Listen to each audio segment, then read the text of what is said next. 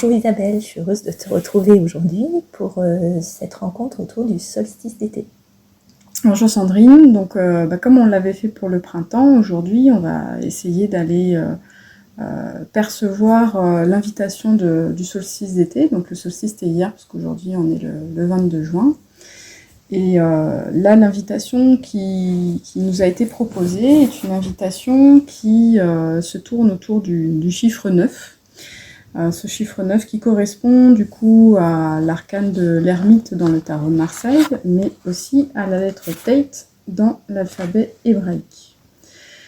Donc du coup ça ne vous parle pas beaucoup, mais quand je vois ça, moi ça me parle du sol qui correspond au soleil.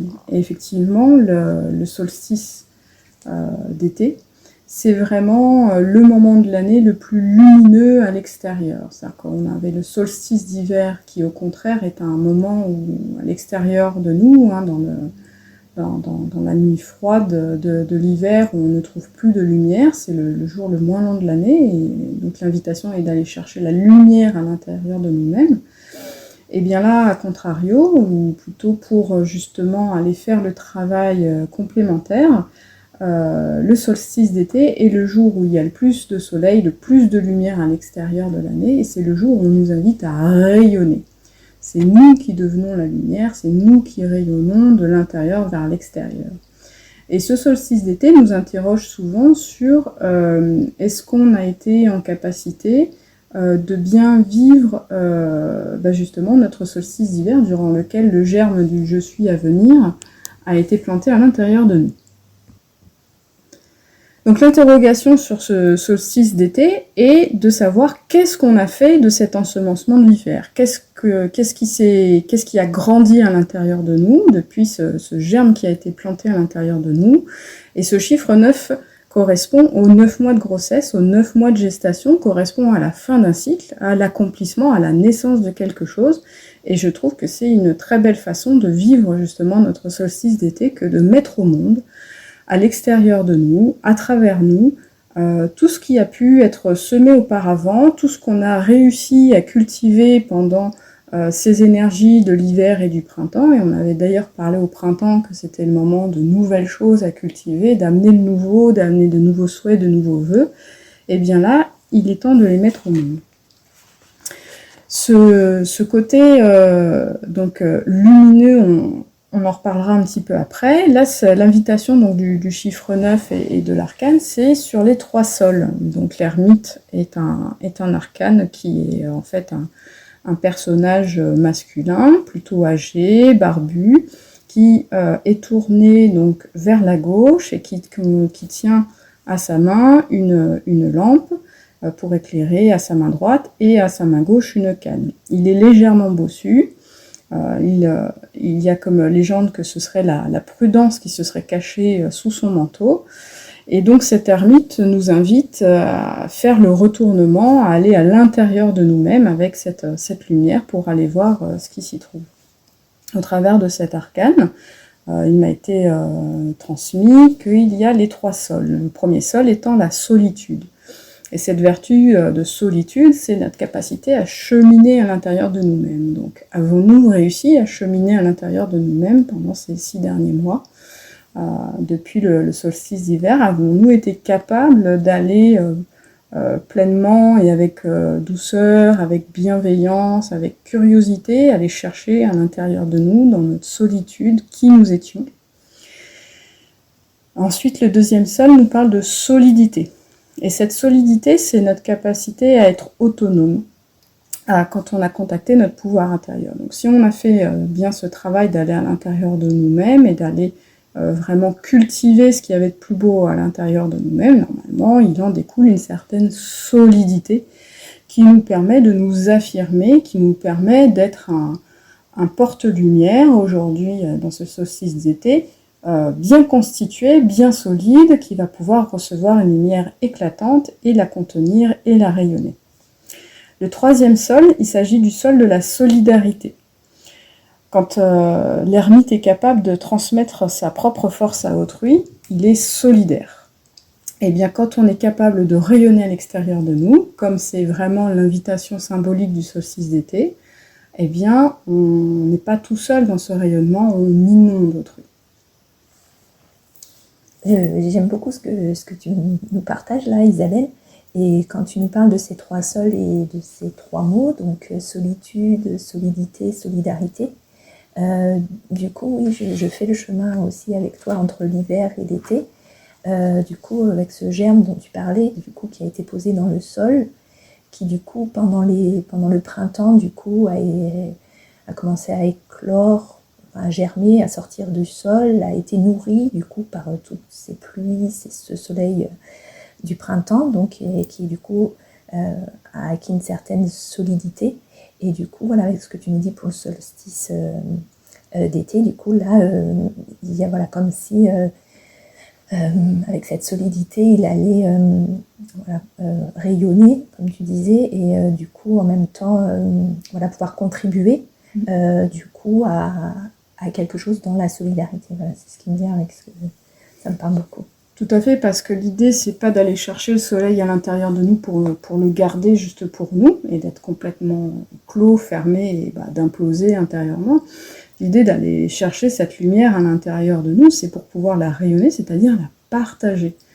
Et dans ce partage de la lumière, on va vraiment retrouver tous les enseignements de l'ordre de la vertu de justice, c'est-à-dire tous les enseignements qui nous apprennent à partager à l'extérieur avec la communauté tout ce qu'il y a de meilleur à l'intérieur de nous, tout en vérifiant toutefois à ce que ce partage soit toujours fait dans le respect de ce dont l'autre a besoin. C'est-à-dire qu'on va, dans ce rayonnement de l'été, hein, dans ce moment d'explosion, donc là, le solstice, c'est vraiment le démarrage, hein, c'est l'étincelle, c'est la feu de la Saint-Jean qui met un petit peu tout ce qu'on avait mis en croissance en exergue, et c'est comme si, souvent, dans l'énergie de l'été, entre le solstice d'été et l'équinoxe d'automne, il y a une sorte d'emballement, et les choses se produisent sans qu'on puisse rien arrêter. Donc ce grand élan de partage à l'extérieur de nous, il convient toujours d'aller vérifier, est-ce que je suis en train d'envoyer à ma communauté ce dont elle a besoin, ou est-ce que je suis en train d'envoyer ce que je veux envoyer, ce que j'ai décidé qui était bien pour moi. Et je trouve qu'il est important d'être toujours dans la bienveillance, c'est-à-dire d'aller partager vers l'extérieur, d'aller donner à l'autre, non pas ce que moi j'ai besoin de donner, ce que je trouve valorisant, ce que je trouve utile, mais ce dont l'autre a vraiment besoin. C'est-à-dire que cet élan vraiment de rayonnement, où alors je vais prendre ma richesse intérieure, puis je vais l'offrir comme une fructification, comme un pommier qui fructifie, comme un framboisier qui fructifie. Bon, autant le pommier et le framboisier, il n'y a pas de souci, on est tous très contents de manger des pommes et des framboises, autant l'être humain, dans sa fructification, devra aussi équilibrer cette expansion vers l'extérieur avec toujours un regard de bienveillance qui prend toujours en considération de quoi l'autre a besoin. C'est-à-dire que là, on imagine assez facilement, pour illustrer cet équilibre, ces parents qui vont déployer tous les moyens possibles d'éducation, de stage, d'expérience pour leurs enfants, sans chercher à savoir si vraiment, est-ce que c'est ce dont mon enfant a besoin, est-ce que c'est ce qu'il veut, est-ce que c'est ce qui lui ferait plaisir. C'est quand on offre tellement de choses à l'autre que des fois on ne se rend pas compte que l'autre il a peut-être besoin d'autre chose. Et il y a vraiment cet équilibre-là à avoir entre mon rayonnement, ce que j'apporte, mais toujours dans non pas submerger l'autre, mais vraiment être disponible, rendre disponible ce qui est le meilleur que j'ai à l'intérieur de moi, de façon à ce que l'autre puisse le recevoir. Non pas le prendre, non pas s'en faire submerger, mais simplement le recevoir, dans ce bel équilibre du donner-recevoir. Oui, ça me parle beaucoup encore. Merci. Et du coup, oui, ce qui me vient encore par rapport à ce que tu dis, c'est cette idée-là qu'on a, depuis l'équinoxe de printemps, on a fini tout un cadran que Raphaël Pailleur, astrologique, que Raphaël Pailleur voilà, décrit comme la naissance à soi-même, le développement de soi-même, et avec le signe des Gémeaux, du coup, un début de découverte d'une autre partie de soi et du fait que l'autre est justement autre. Et donc, voilà, ce que tu nous partages, je trouve que ça c'est bien dans cette énergie-là, du coup, où là, avec le solstice d'été, on va passer dans l'énergie du Cancer, qui effectivement prépare le signe du Lion, qui est vraiment le summum de l'été, qui lui est vraiment l'affirmation. Et là, du coup, avec le Cancer, justement, il y a aussi besoin d'une période d'écoute. Du coup, comme voilà, dans ce que tu dis, c'était l'idée d'être attentif à ce dont l'autre a besoin et de ne pas tout de suite affirmer sans d'abord savoir ce dont l'autre a besoin. Tout à fait. Et le cadran, il est toujours très intéressant parce que la façon dont il nous a été présenté, c'est qu'on a d'abord le signe des Gémeaux où ah tiens, il y a un autre à l'extérieur de moi. Ça y est, je sors à l'extérieur de moi, je regarde et ah, il y a d'autres gens et ah, ils sont différents, ils sont pas comme moi. Donc déjà, premier apprentissage, j'apprends que l'autre est autre et je respecte l'altérité de l'autre. Avec le Cancer, on va normalement, enfin, si je me trompe pas, bien faire la place à l'autre à l'intérieur de nous, donc c'est ce dont tu parlais, de réceptivité, être capable aussi de recevoir l'autre, d'être à l'écoute de l'autre vraiment, de lui faire une place centrale, c'est-à-dire par exemple quand vous êtes en train de déjeuner avec un ami, ne pas tenir toute la conversation, mais bien être disponible à ce que l'autre puisse parler de lui-même, puisse exister pour lui-même, et ça c'est sous tout un tas de façons. Et ensuite le Lion arrive et nous invite à vraiment rayonner et le lion, il peut être soit majestueux et magnifique, parce qu'il rayonne avec justesse, parce qu'il a su recevoir l'autre, et comme il a su recevoir l'autre, il sait de quoi il a besoin, et donc du coup, il peut rayonner et à son tour répondre aux besoins de l'autre. Et là, il y a juste un équilibre donner-recevoir qui est magnifique, où le lion peut être simplement féroce, et être dangereux et agressif, et comme le soleil du mois d'août, sous nos latitudes, nous brûler très très fort. Donc il y a vraiment un enjeu dans l'été, de savoir en fait dans la relation à l'autre, dans notre relation au monde extérieur, vraiment savoir tempérer ce qu'on y met, ce qu'on n'y met pas, en restant bien à l'écoute de l'autre. C'est-à-dire ne pas forcément répondre aux besoins de l'autre pour satisfaire l'envie des autres, c'est-à-dire qu'on va vraiment garder qui on est à l'intérieur de nous-mêmes, parce que ça fonctionne bien à partir du moment si au solstice d'hiver on avait regardé à l'intérieur de nous, on s'est réancré à qui on est, au printemps on a donné naissance, on a laissé germer à l'intérieur de nous le germe de notre authenticité, et là aujourd'hui comme notre authenticité elle est prête à mûrir, à maturer, à fructifier et à être partagée avec notre communauté, faire que ce partage se passe vraiment dans un équilibre paisible, bienveillant en fait. C'est bon, je me trompe pas. donc là, avec ce chiffre 9, on a vraiment peut-être l'invitation à porter une attention toute particulière à cette mise au monde, à cet accouchement ou à cette nouvelle naissance d'un être qui est au final le fruit de tous nos efforts des derniers mois, et surtout à faire en sorte que cette naissance lumineuse, on ait bien conscience que c'est quelque chose qui ne se passe pas à l'extérieur de nous, qui n'est pas dans une vitrine, quelque chose qu'on montre au monde extérieur, mais quelque chose qui est authentiquement présent en profondeur à l'intérieur de nous. Le solstice d'été, c'est un moment où on est invité à devenir lumière. C'est pas juste le moment où il y a de la lumière à l'extérieur, c'est le moment où notre lumière intérieure brille jusqu'à l'extérieur. Nous devenons le cierge sacré, nous devenons la lumière qui éclaire. Et si notre lumière intérieure est contenue dans un ego, dans un costume, dans une façon d'être avec l'extérieur qui est pas assez transparente, et ben la lumière à l'intérieur de nous, elle nous brûle. Alors que si on a su se dépouiller de ce qui n'est pas nécessaire, si on sait être au plus clair de nous-mêmes, si on sait être dans une plus grande simplicité, j'ai envie de dire un dépouillement, un dénuement, on se met à poil, hein, c'est l'été, il fait chaud. La lumière, elle brille à l'intérieur de nous et elle rayonne vraiment à l'extérieur de nous. Il y a vraiment, je pense, dans l'enseignement de l'été, ce délicat enseignement de comment devenir à la fois réceptacle de lumière, mais aussi émettre la lumière. Ça te parle ? Oui, ça me parle beaucoup. Et voilà, je m'interrogeais quand tu parlais de naissance, parce que souvent la naissance est plutôt associée au printemps. Mais du coup, là, c'est comme une naissance vers l'extérieur. Et du coup, là, c'était le mot fructification, comme si du coup, avec le printemps, voilà, on était nés, on avait grandi, on avait fait des fleurs. Et là, avec l'été, du coup, c'est des fruits. Et ces fruits, du coup, qui ont du coup la saveur qui correspond bien à notre être, et ben, on va pouvoir les partager. Je sais pas si ça me vient comme ça. Tout à fait. Je suis partie sur la naissance parce qu'il y avait le chiffre 9 dans le tirage qui s'est invité à nous. Et que du coup, on a au printemps cette naissance intérieure, quelque part, ce petit germe, ce début où on découvre quelque part ce qui a été semé. Hein. On en parlait au printemps, je disais... on ne sait pas si on est un gland, si on a eu un gland, on va devenir un chêne, si on a eu des faînes, on va devenir un hêtre, si on a eu des châtaignes, on va devenir un châtaignier.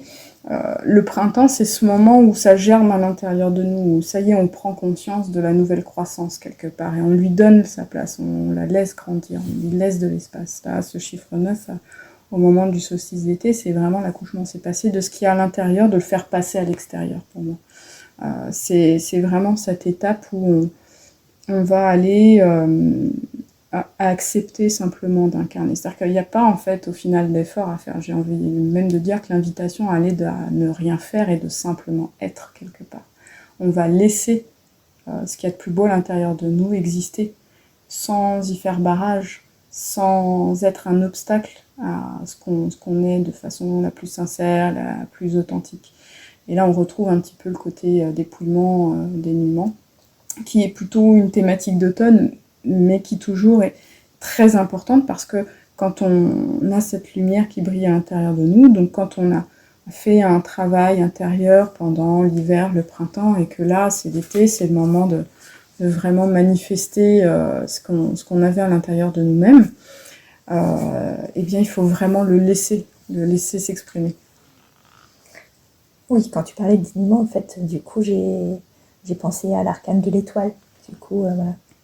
Tout à fait, qui est un personnage plutôt féminin, qui est complètement nu et qui tient 2 jarres dans ses mains et qui, au-dessus d'elle, a des étoiles et qui se trouve dans une espèce de paysage qui ressemble un peu à un jardin d'Éden avec 2 arbres. Ce qui est un symbole d'abondance, mais qui pour moi me parle, si on veut le mettre en lien avec ce dont on discute depuis le début, là, par rapport à ce solstice d'été, qui est vraiment à mettre en lien avec cette capacité à se défaire de costumes. Dans un des ouvrages sur le tarot de Monsieur Colleuil, il nous explique que c'est le chevalier sans armure. C'est-à-dire que ce personnage, il a plus besoin d'armure, il n'a plus peur du monde extérieur parce qu'au final, il s'est mis à nu sans pour autant se retrouver vulnérable dans cette nudité. Il y a une très grande douceur et il y a une très grande puissance, je trouve, dans ce personnage qui est complètement dénudé et qui pourtant est tranquillement en train de verser ses jarres, en train de contribuer à l'abondance. Et c'est un personnage qui est à la fois réceptacle d'une certaine lumière, réceptacle de son étoile, réceptacle de sa source, mais qui ne la contient pas, qui la laisse se déverser au travers de ces 2 jarres. Et donc, si on met ça en lien avec ce dont on parlait, avec notre ermite et notre solitude, solidité, solidarité, ça renforce vraiment l'idée que ce solstice d'été pourrait être une invitation à recevoir la lumière et à la laisser transparaître à travers nous, être un réceptacle qui reçoit, mais être un réceptacle aussi qui donne. Et ça, de toute façon, dans toutes les traditions spirituelles, il n'y a pas photo, il faut faire les deux, parce qu'un réceptacle qui reçoit, mais qui ne donne pas en retour, ou qui ne donne pas assez, ou qui donne trop, il ne fonctionne pas bien.